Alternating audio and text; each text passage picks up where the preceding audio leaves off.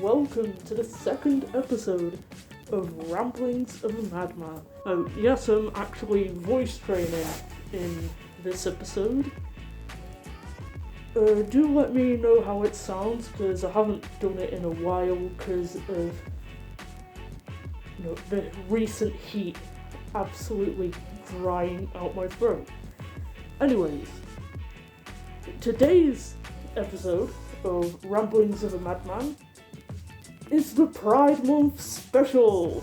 Now, this episode is admittedly more personal than the previous one because it's about my chaotic, all over the place journey of self-discovery.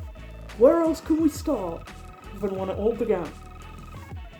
Ever since I was a small child, I never really felt like a girl at all, if I'm honest.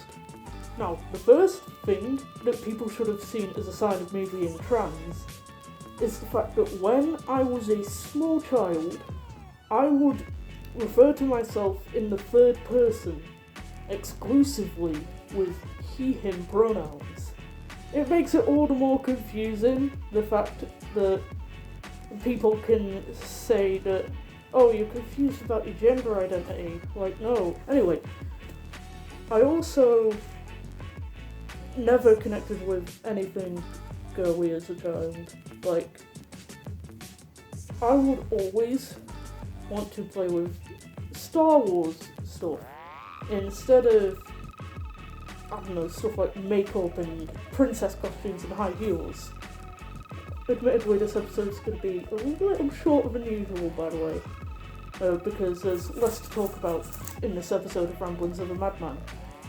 Our journey then continues when I turned about 13 or 14, I don't know. Because of the lack of information on being transgender at the time, and because of the whole butch lesbian stereotype, I used the lesbian label for quite a long time because I believed that that was the only way for me to present masculinely, and I kind of stuck with that label for a long time for that reason. When we get to the later bits, you can see right now that that was very fucking wrong. Like,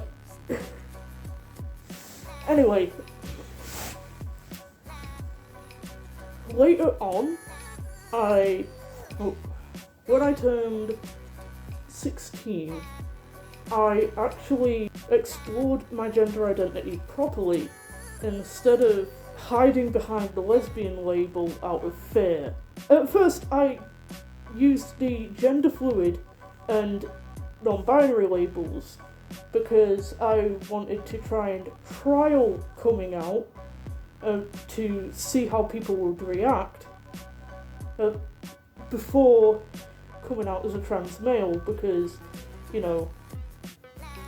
I was really terrified that people would stop liking me. Anyway, later on, again, as I was still 16, I then felt more comfortable coming out as a trans man. At first, I came out to teachers at my old high school. I was incredibly, thrilled that they accepted me. And that's when I started feeling more comfortable coming out as a trans man to everyone, because I realised, hey, these people accept me for being a trans man. I don't have to hide behind the non-binary or gender fluid labels to try and test the waters for how woke they are. Now, my gender identity has obviously remained completely consistent from then on.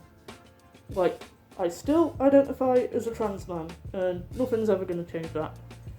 However, my sexuality was a whole other rabbit hole.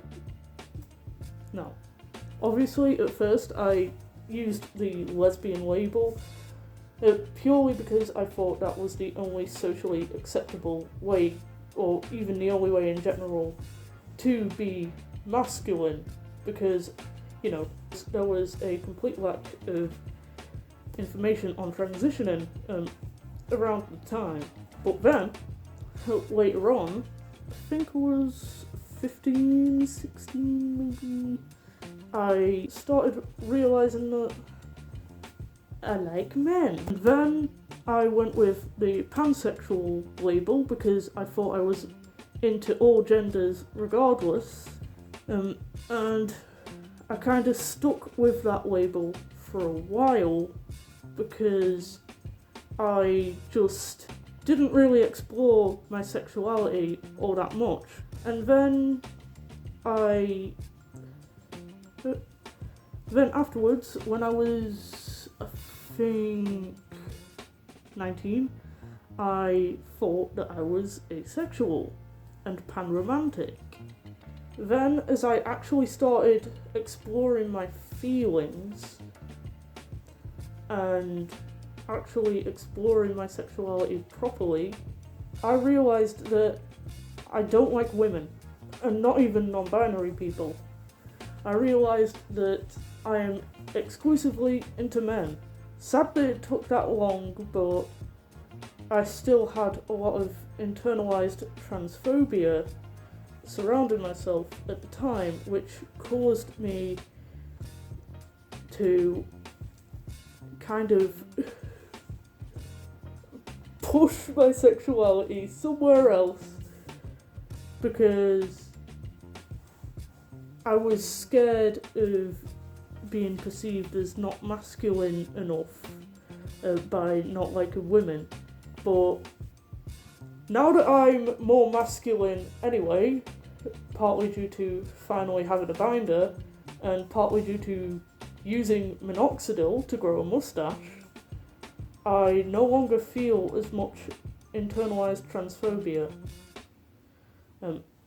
And so it led me to feeling a lot more confident in actually exploring myself and realising that I'm gay. You know what, while we're here, let's add some filler. So, for a bit of filler, I might as well talk about the things that I find very gender affirming. The first thing I find gender affirming is my Hawaiian shirt. I don't know why, maybe it's the dad stereotype.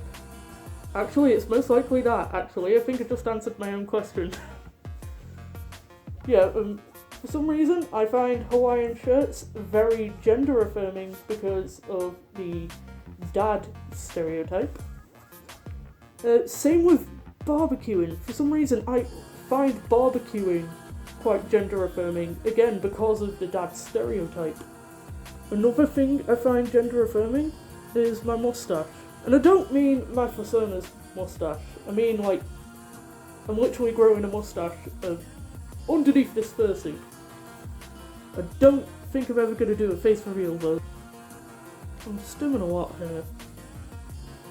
Oh, another weird thing I find gender affirming is one of my chosen middle names, Erasmus.